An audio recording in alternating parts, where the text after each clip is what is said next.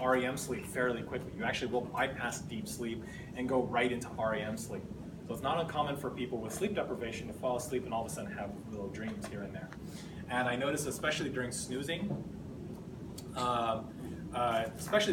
every 10 minutes I had it, I would like start to dream, and I would you can feel the time passing. Like it would be something that would be like 30 minutes to an hour happening. I'd wake up and it would be my alarm, and I'm like, that was only 10 minutes, fall back asleep, and then like another hour would go in dreamland, and all of a sudden. That's why those are very important. Yeah. See, that's why it's totally important. And if you remember Inception in the movie, that's why they went into the dream stage. They were saying like an hour in dream, or I think like 24 hours in dreamland was actually only like 10 minutes in the real world. And they went into like different, like that's where it started getting too trippy for me. There's like too many layers of dreams. But I love it. Love it. All right, so memory. So what exactly is memory? We know that it's divided with short-term memory and long-term memory. But what we really need to get into is how we take that short-term memory. How do we take information that we just stored and integrate that into long-term memory? So what this is, to give you an idea of what we're thinking about here, is the information that you're learning, the stuff that you're learning about physiology. One thing that you ever learn about integrating something into long-term memory is repeating it over and over and over again, right? So there's things that you remember best. Like there's certain people that will, they can read information, they can quickly remember that information. They've got a great short-term memory, but ask them a year later, I don't remember what that was about. Then you get certain people that, especially through repetition, maybe they'll study and they got to study over and over and over again. They got a great long-term memory and they'll remember it for the longest time. So these are all different things, different ways we store memory, but really what we want to get into the mechanism behind it. And again, this is very brief generalization into it. A lot more we can get into the physiology of memory, but given that this is an intro class, we don't spend too much time into it. But short-term memory is basically the things that happened recently, recent events. This is looking at a phone number and saying, I got to remember these 10 digits, and I got to remember for the next, 10, 20, 30 seconds. And then after that, if it wasn't significant, then it's removed from your memory, and that's really it. Now, the whole concept of taking that short-term memory and integrating it into long-term memory is some concepts that we'll talk about in the next slide over. But the areas that are extremely important are the hippocampus. The hippocampus is the area that's very critical to memory itself. It's how we take information. When we look at short-term memory, we take information that we just learned, anything that we deem relevant, and store it utilizing the hippocampus into areas like the medial temporal lobe. And with long-term memory, with our short-term memory for the most part is finite, meaning we can pick up a certain amount of short-term memory, we can remember it. But long-term memory, long-term is indefinite, meaning once you remember it till the day you stop existing. These are things that, barring any traumatic injury or any stroke or anything like that, you'll remember this for the rest of your life. Now, when you look at long-term memory, we take short-term memory, and memory consolidation is the process of taking that short-term memory into long-term memory. So if you've ever thought about how do I store things, right? We know how computers store information, but how does our brain store information? You might have probably heard at some point, oh yeah, you're building more brain cells.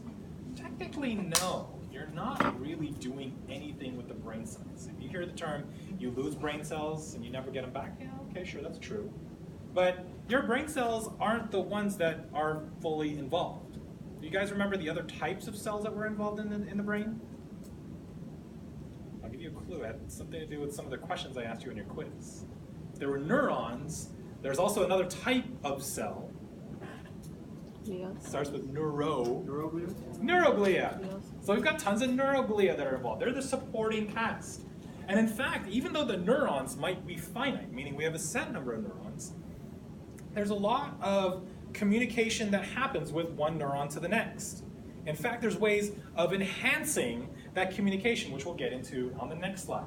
But really what it comes down to is when we store memories, It all comes down to the activation of genes. This is the DNA that contains specific areas. We activate those areas, and then we lead to protein synthesis. We're actually those memories form these proteins, and those proteins are involved in enhancing the connections between neurons. So when you're learning things, you're actually enhancing the connection between certain areas of the brain. You're actually forming new connections. So while the number of neurons stay the same, we might start to build new axons that form off existing axons. Maybe we're able to route things around a little bit faster. Maybe we're myelinating neurons, or specifically axons, to travel faster. What's interesting about babies, right? So newborn babies actually don't have as many myelinated axons as adults. So when you look at babies, they really don't do much. They have reflexes that are innate, reflexes that we'll talk about, but they can't really move things. They can't even really focus their eyes to look at people. So you get a newborn baby looking at you, and it's kind of unfocused. It's really creepy.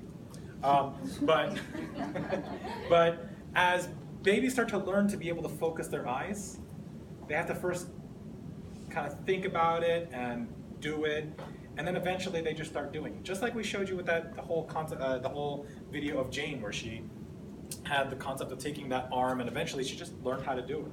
So what's happening in that process of learning, especially with newborn babies, is that we start to myelinate those axons. Remember what we learned about myelinated axons. Myelinated axons is a form of saltatory conduction. It's a way of speeding up the information, speeding up that action potential traveling through the neuron. So what you start to notice is that we can have information travel faster. We can have these areas of the brain, the association tracts, the projection tracts, all of those start to enhance, and we can speed up the connections between certain areas. And this is all through that protein synthesis, where we can start to bridge those connections between neurons a lot better. And what types of things will we talk about? We'll talk about that on the next slide for long-term potentiation. Things that you'll also see about the cerebral cortex, areas of the brain. Not only did we see regional specialization, you'll see the same thing with memories. So visual memories, we have certain areas that are called visual association areas. So memories that of a visual nature, if you like close your eyes and you can picture something happening, those are typically happening back in the occipital lobe. So these are memories.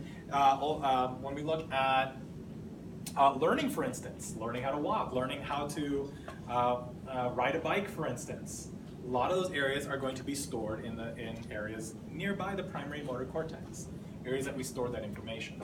Prefrontal lobes, typically things, the frontal lobe is right there in the very front, things that we saw in the lobotomy, that were excised during the lobotomy, typically with mathematical calculations, things that are analytical in nature.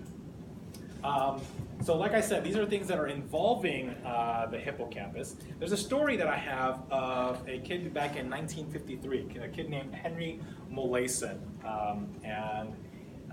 What happened with him is that he had a bike accident at the age of 7. And this kid, when he hit his head really hard on the ground, and he started having seizures. And these seizures were so profound, and they kept, they were doing some of their earlier scans, and they were finding that areas that were hugely excited were the hippocampus area. So they went through this procedure just to resect that area. If they can sever the connections by the hippocampus, then maybe they can stop those seizures. And surely enough, it actually stopped the seizures. But remember what I said, hippocampus is involved in memory. So what happened with this kid at the age of 7 is that all of a sudden he had difficulty remembering, excuse me. He started having difficulty remembering things after the incident, after the brain surgery. So even though he was having epileptic seizures, he couldn't really remember things after the fact. So with the inability to formulate new long-term memories, this is a condition called anterograde amnesia. They can't form anything that happens currently, they can't remember. But anything that happened prior to the incident, they remember really well. So what happened with that is his brain is actually stored over at UCSD for study, because it's one of the first cases. Now, obviously, it's still not studying that brain anymore, but it was one of the first cases of anterograde amnesia. Is anybody, yeah? I have a question. In that case, would he be able to go to school since he can't learn anything new? Can't learn anything new. So probably be able to learn things during the day, but that his short-term memory would work fine, but the inability to consolidate that memory into long-term memory is gone. So he stayed with like a 7-year-old. What's that? So anything he learned before, right? So Everything you learned before is fine. What was that? It's like the movie 50 First 50 First Dates. Dates? I didn't watch that one. Adam Sandler? That's why I didn't watch it. You Because have Adam a video Sandler. for her every morning. Yeah, it's so like their cute. life. And then she had a baby. She's like, what is this? Mm. Yeah, watch the And these are things after the incident, right? Yeah. After this, There's also a movie, Memento, Oh, yeah. where a person couldn't create new memories and he would tattoo all the things that he found. He would fall asleep and wake up and not remember a thing. Those are things too. Those are anterograde amnesia. Retrograde amnesia is the exact opposite. So these are things prior to a traumatic incident where they don't remember things from their childhood, but they can form long-term memories, which is a more common type of amnesia. Obviously, things with anterograde amnesia, I don't know how functional you're going to be if you can't remember things that happen in the present. So with that, let's take a look at the cellular mechanism. Okay, and this whole concept is what's called long-term potentiation. Everything that I've taught you guys about neurons communicating through the form of an action potential traveling down the axon to the axon terminal, and the axon terminal that we have here, this is the presynaptic neuron, filled with neurotransmitters in these vesicles. These neurotransmitters are exocytosed into the synaptic cleft, and then those neurotransmitters bind to the receptors located on the postsynaptic neuron. Those receptors bind, the neurotransmitter binds to the receptors, and that allows our ions to flow through. If sodium flows through, right, what does that do for the postsynaptic memory? Does it excite it, or does it make it less sensitive? So they excite it, so it's an excitatory postsynaptic potential, EPSP. If you were to see the other ones, here's another one that we're looking at, and you don't have to know this, but there's NMDA receptor and allows calcium into. I did mention that calcium is also heavily involved. But this particular receptor, when bound to, so the neurotransmitter binds to, you'll see calcium flows in. And you don't need to know the mechanism behind it, but calcium comes in and it starts to activate other proteins involved, which are called kinases. Kinases are things that will activate other areas of the genes that will start producing proteins. Remember what I said earlier. Consolidation of short-term memory into long-term memory involves the activation of genes, the production of proteins, and the formation of new synaptic connections. Okay? So the first two portions are important. Activation of genes leading to protein synthesis. So calcium comes in and activates those genes back in the DNA, turns it and starts to create the production of proteins. Those proteins start to become folded. They go from primary structure, which you already did the labs on, primary structure, secondary structure, tertiary structures. They get put together into proteins that become, in this case, channels with receptors. Now these receptors are created. They're embedded on a vesicle, which gets sent exocytosed, or rather not exocytosed, we become part of the dendritic structures of the postsynaptic neuron. So these dendrites now have additional receptors. So think about this. If I have a presynaptic neuron and a postsynaptic neuron, what are the ways to enhance that connection? Because typically that's what you would see. When repeating something over and over again in your head, what you're doing is you're constantly getting that firing of that action potential from your presynaptic neuron to the postsynaptic neurons in your brain. And if you're constantly firing it, well, the way of long-term potentiation is to increase the connection, increase the communication between the two. So what ways can we increase the rate of communication? Well, number one, you would think, yeah, produce more neurotransmitters. Okay. Do we really see that? Yeah, we see a little bit of it. Where do we can enhance the number of receptors? Yeah, we actually do. And this is the process that takes place. Build more receptors. If I start building more receptors that allow sodium in, that should excite the postsynaptic neuron. And if I start exciting it and start bringing it closer to threshold, that means it's easier to fire. Therefore, you need less neurotransmitter to cause graded potentials to create an action potential in the postsynaptic neuron. So you're enhancing that communication, and that's exactly what's happening in this case. Another thing that they find is also retrograde messengers, and I know it's a little controversial, but there's a lot more that's going into retrograde messaging. We've always known neurotransmitter leaves the presynaptic and attaches to the receptors on the postsynaptic neuron, but there's actually some signaling that comes back to enhance the communication back at the presynaptic neuron. That I won't really get into, but there's a lot that's involved in this process. Much further from what was thought originally back in 1894, where we had some earlier neurophysicists that said, yeah, we build new neurons. That's not really the case. Same neurons, just better connections between the two. Okay? And that should make sense. If I can secrete less neurotransmitter and make that postsynaptic neuron more likely to receive the signal and more likely to fire, that means there's less energy wasted. So that's our long-term potentiation. Here you can see there is some looking into neural stem cells, and a lot of key that's looking into the functionality of stem cells. And again, if you remember from our tissue lecture, stem cells are undifferentiated cells, meaning they don't have any specialization. These are the same type of cells that they're able to get from a fetus, the same type of ones that they're able to get from an umbilical cord. These are the cells that don't turn into anything quite yet. But we do have some stem cells that, even though they're starting to become neurons, you can see that these types of cells will grow and to become neurons or neuroglia. So there's some interest in the study of what's called neurogenesis, where we can create new cells.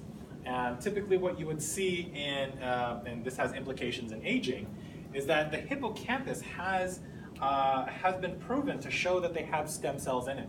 So maybe there is some mechanism to long-term memory with the growth of new neurons. And this is something that you would typically see, especially with aging, is that you start to lose some of these neurons. The connections that happen to the neurons start to decrease, and typically why people, as they age, start to become more forgetful and have a harder time learning, is that due to the connections on there. And that's really it for our neurons. Last 8 slides I have on the spine. Okay? And I don't want to get too much into it, because we're going to get into, this is going to form the foundation of what we're going to be talking about in the peripheral nervous system. Everything we've been talking about so far has been the brain. And now what we're going to do is we're going to work our way into the spine. So the question, of course, ultimately, given that our test is on Tuesday, yes, this stuff is going to be on the test. It's going to add all the way to the very end of this lecture. So nothing involved in the peripheral nervous system. I know if you go to Google Drive, you'll see the peripheral nervous system lecture. Disregard that for now. Don't look at that. It's all up to the central nervous system. So I'm going to kind of speed through. Again, anatomical orientation, meninges. If you were to take a look at the meninges, we've got the same layers: dura mater, arachnoid mater, pia mater. I'm not going to get that much more into it because it's not that important. Of course the spine is important, but one of the things you're going to see is what's interesting about the spaces. So the spaces underneath on the dura mater, we have one layer in the dura mater, here, which you can see on the outside, and right underneath in between the dura mater and the and the arachnoid mater is what's called the dural space. I've got a slide that'll talk about that in just a little bit. So key difference: one layer in the dura mater as opposed to the 2 that you saw in the brain. Another thing to also note is the gray matter. Gray matter consists of what again? What part of the neuron? Axon. Cell bodies. Cell body. Right? Cell bodies. Cell body. The DNA. And the Right? Dark nucleated tissue. That the neurons are located. The gray matter is on the inside of the cell, while the white matter, again, what's the white matter from? Axon. Myelinated axons are on the outside. So typically what you would want to see, you would see the neurons, the cell bodies located out here, and the axons projecting out, which we'll talk about on another slide. The spinal cord. So here you can see the different segments of the spinal cord, C1 all the way down to S5. Great, you've seen that already in anatomy, so I won't really go into it. Again, looming question, do you need to know the cranial nerves and spinal nerves? No, I'm not gonna have you guys remember that. Don't worry about that. But what I do wanna show you are the differences in the spinal cord segments. So what I want to point out is here you can see on the table to the right, here we're looking at spinal cord slices, transverse slices, and what we're going to be able to do is comparing the amount of white matter in respect to the gray matter. And what you'll notice at the very top on our cervical slices is that comparatively speaking, we have a lot more white matter than we have gray matter, right? Now take a look at the sacral slices, where it's mostly all gray matter and far less white matter. And that really should make sense when you look at the spinal cord as a whole. Now looking at the spinal cord, if you were to take a look at the sacral regions, you know that they're all pretty much just cell bodies, right? And then the axons that travel out, whether they're axons that are coming in from sensory or axons traveling out from the area. Now, where would you expect to see the most axons? Axons that will travel from all these lower regions that will travel up towards the central nervous system, specifically up to the brain. Okay, so over here we see a lot more axons that are projecting from lower areas of the body, making its way up. Okay. And now going back to it, here you'll see less axons traveling down more towards the tail region, and more of the axons traveling from the higher regions. So expect that when you're looking at the cervical regions, they're going to have a lot more tracks, a lot more axons traveling through. So typically, like I said, these areas will have axons that are myelinated, hence why there's white matter on the outside. So Now- the reason there is more white matter, or is it gray? More white matter on the cervical Because region. that's a longer distance to travel to the brain? Well, not necessarily a longer distance, but you've got a lot of axons. You've got a lot of neurons that are located here that are sending information down those axons all the way up. So at this slice, you've got a lot of information, a lot of axons flowing through. The more axons, the more white matter. Okay? Down over here, you'll see less white matter because there's a lot less traveling through this way. So if you were to look at like the axons projecting from the hands, they wouldn't project all the way back down over here to come back this way. They really make their way over here. So everything that's innervated below that particular spinal cord segment is what it's responsible, typically where you would see the axons flowing through. The thing here talks about specifically what's called a lumbar puncture, and this is our way of getting into the epidural space, the space in between the dura mater and the arachnoid space. And what they would do here is what's called a spinal tap. This is our way of dipping into the cerebral spinal fluid, and they'll make their way in between L4 and L5. They'll stick this huge needle. They'll go in, and that's exactly what the needle looks like. It's a huge needle. And they'll come in and they'll inject right into the area, and obviously they don't want to hit the spinal cord. They want to go in and just take a little sip of that cerebral spinal fluid to see if there's anything worthy of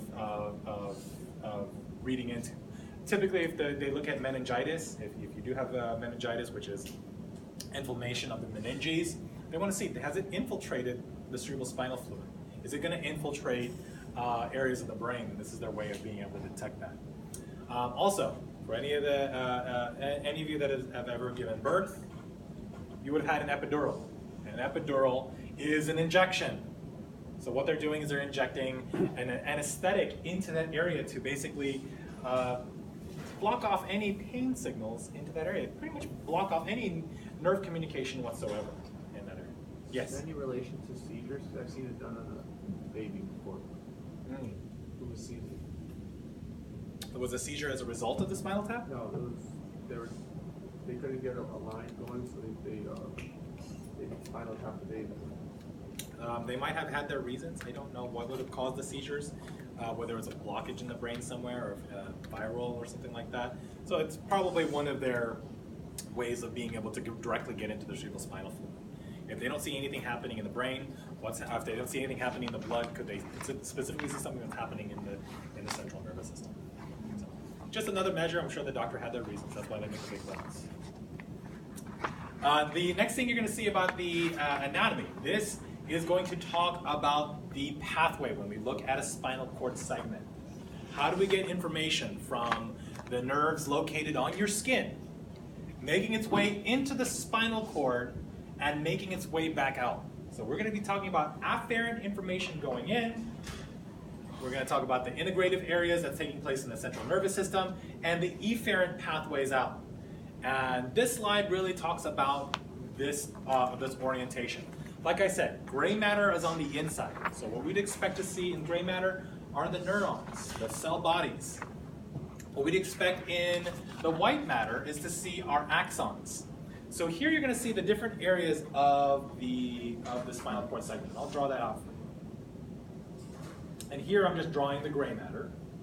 And areas that you would see that are gray, that contain gray matter, you'll see we have 3 different regions. The posterior gray horn. This is the area back right here. This is the posterior gray horn, also known as the dorsal gray horn. So posterior, dorsal, same thing. The anterior gray horn is this area below over here. So this is the area back over here. So if this is the back, this is the front. This would be the ventral gray horn or anterior gray horn. And then the next thing would be our lateral gray horn. So lateral gray horn are going to be these projections off the side that are going to that are fairly prominent. So typically you would see something like that on the side. So these you would see are responsible. Where you would see that on the last slide over, you'll see the sacral regions have a prominent lateral gray horn in that area. The lumbar region's a little bit more prominent, less so in our cervical regions.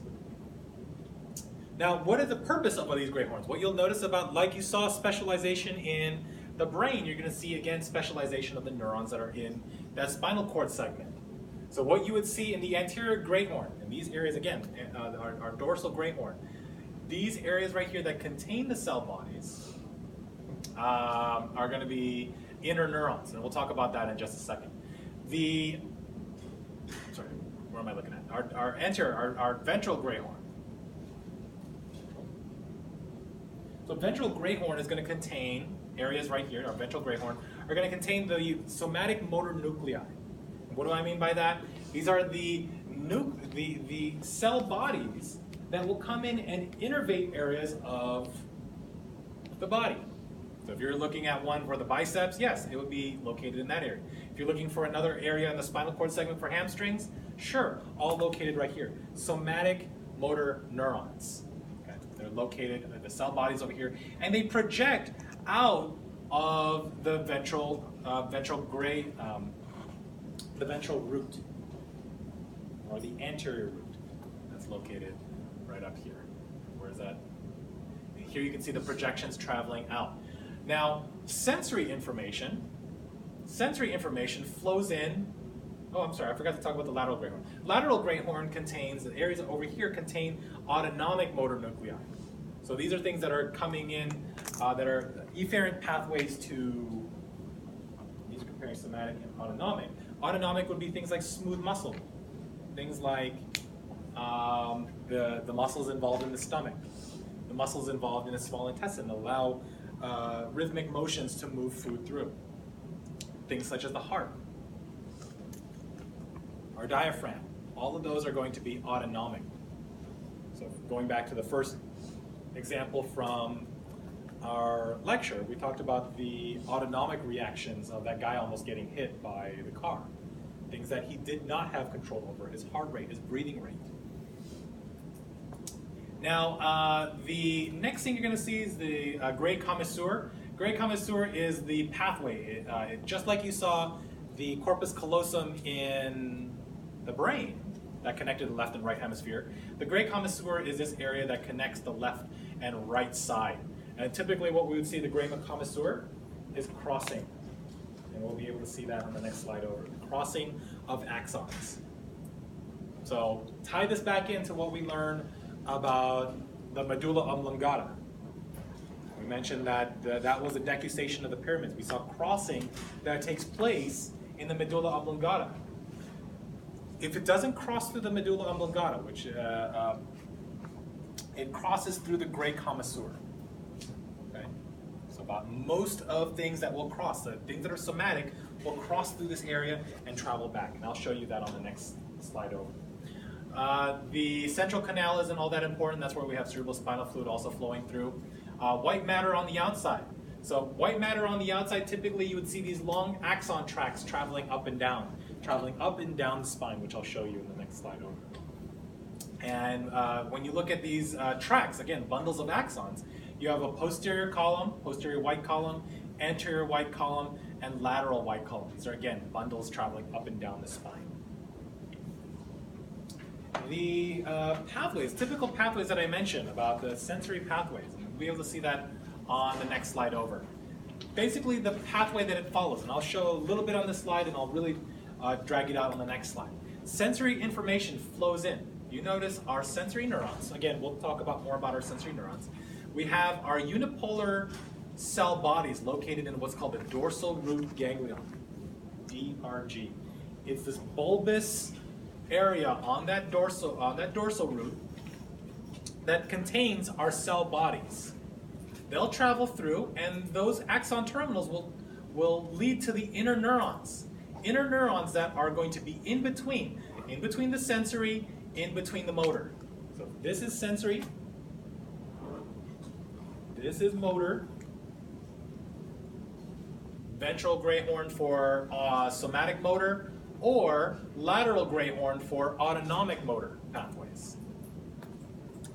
We had sensory, we had motor. What was in between? Right. Inner neurons, integrative system, right? Yeah. So if we had sensory, we had motor. Right in between is the integrative. So inner neurons are located in between. And that's exactly where the cell bodies of the inner neurons are located, up on the posterior gray horn. So we're going to learn more about these. We'll learn more about those, especially in our peripheral nervous system lecture. For now, I just want you to be familiar with the direction of travel. So sensory information travels in, inner neurons, motor travels back out.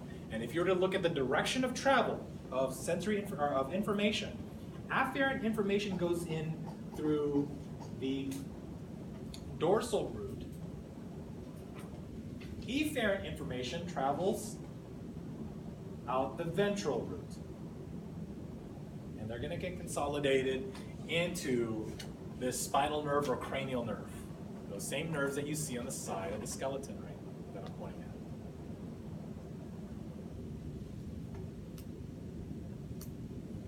So these pathways, and if you go into the book, you read the book is going to talk about all different types of pathways. Okay? Lots and lots and lots of different pathways. Do you need to know them? I'm not going to say no. Okay? I want you guys to be able to get the gist of it. So with this, I'll talk about the ascending and descending spinal tracts, but I will just give you just the main idea behind it. Now the pathways are basically the same pathway that I was illustrating earlier. We know sensory information from receptors. And here what we're looking at are skin receptors.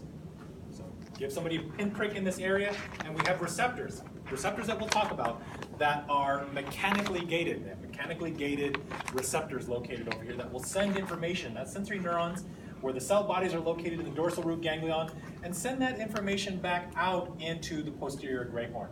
Inner neurons will send that information back out over to the somatic motor neurons located on the lateral gray, on the ventral gray horn. Any information that goes over to the skeletal muscle originates on that somatic motor neuron.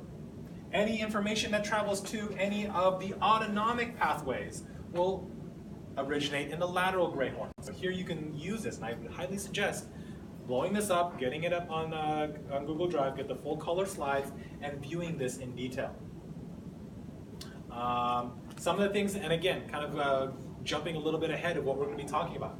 Notice the somatic motor neuron has one pathway. It starts from the spinal cord, travels all the way to the target muscle.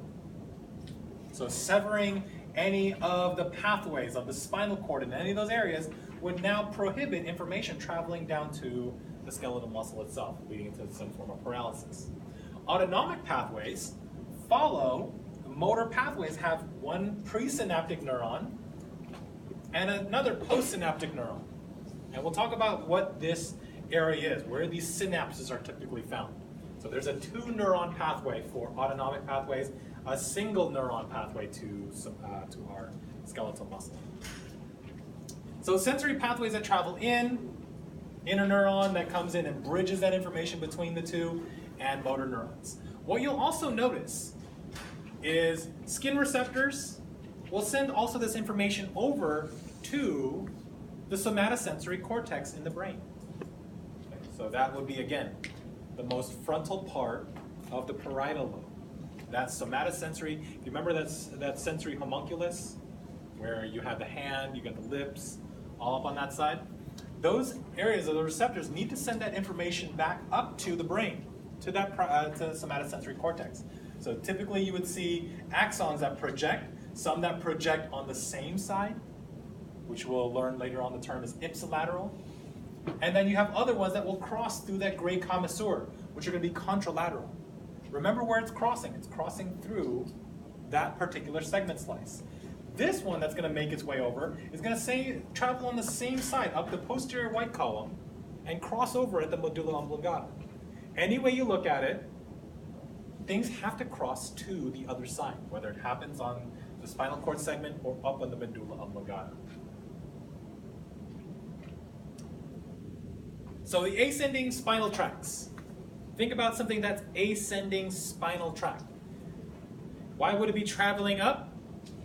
Typically, this is information coming in from sensory. This is stuff going into the brain, conveying sensory information from any receptors, any of the somatic receptors that will be involved in proprioceptor. These are, again, motion, movement, and positioning.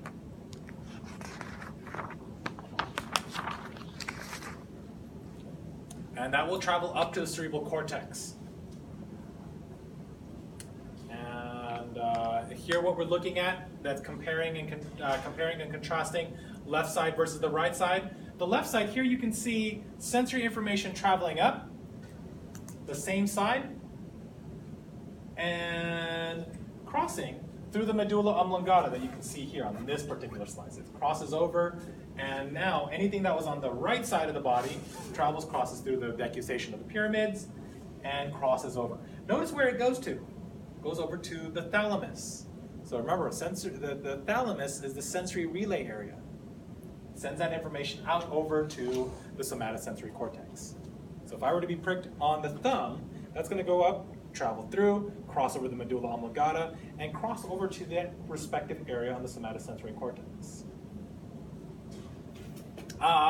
Other things might not, depending on which receptors we're looking at, things like temperature, and again, you don't really need to remember this, but or pain, for instance, will cross through the gray commissure. Most of them, the real heart of it, most of them will cross through the spinal cord segment back up to and make its way to the brain. So ascending, sensory information, sending up. Now descending starts in the brain and makes its way down to that spinal cord, hence why it's descending tracks. So again, axons that travel down. If you were to take a look at where they originate in the motor cortex, the primary motor area. And those travel, again, our motor homunculus that I pointed out earlier, will travel down and either cross through the medulla oblongata or cross over to the gray commissure of that particular spinal cord segment. Now, here you can see some of the different terms that you're going to be able to see on here. You're going to see corticospinal, you're going to see reticulospinal, and all of these are going to be involved in motion because these are descending tracks that travel to the spinal cord segments. And here you can see that they travel from, we have a lot of pyramidal cells. These were the cells that have heavy dendritic spines, lots of dendrites, and a cell body, and that project all the way down. That travels from the cerebral cortex. If you were to take a look at the name, corticospinal. And anytime you ever look at the names of things, corticospinal, we start from the cortico, which is the cortex, down to the spine. So if I were to provide the name corticospinal, you should know that this is descending. And it's going to contain motor information. Things that travel up to the brain is ascending information.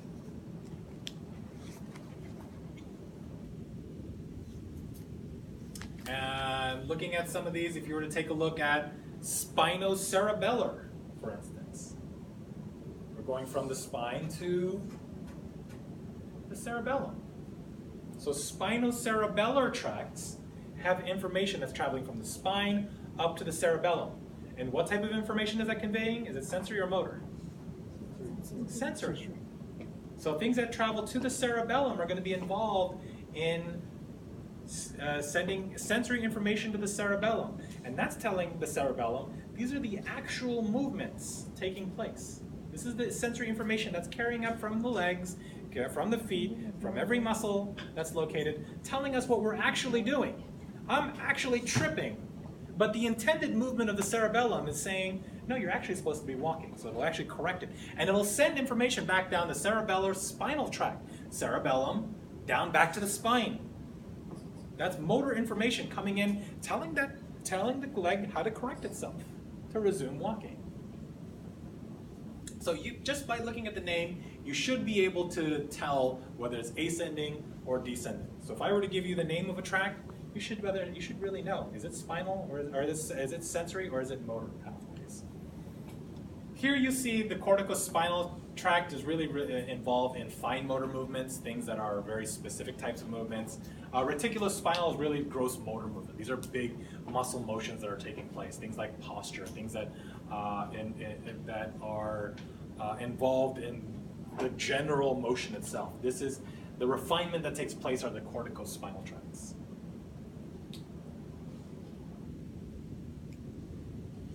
The last thing on here, cranial and spinal nerves.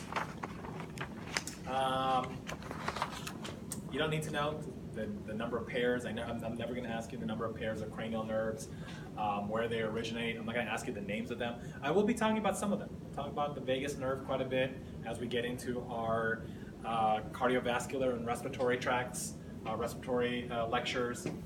Spinal nerves, again, we'll talk more about that in our peripheral nervous system lecture. We'll learn more about the spinal nerves and the roots that come off of it. So be familiar with dorsal root, sensory fibers, ventral root, motor fibers. And that really sums up everything we need to know about the spine. Again, I didn't really allocate too much on the spine, more so on the brain structures themselves, but we will lead into the peripheral nervous system lecture.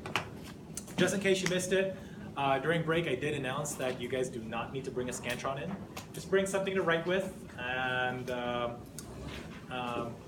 preferably a pencil, and bring a good eraser as well, because the form that I'm going to provide for you is a form that I didn't make myself, but it's something that I use to be able to score your tests. So I don't use Scantrons, but what we'll be able to do is when you take the test on Tuesday, you have till 9 o'clock. So make sure that if you do need that entire time, get here early. Obviously after you're done with the test, there's no lecture afterwards, so you're free to go.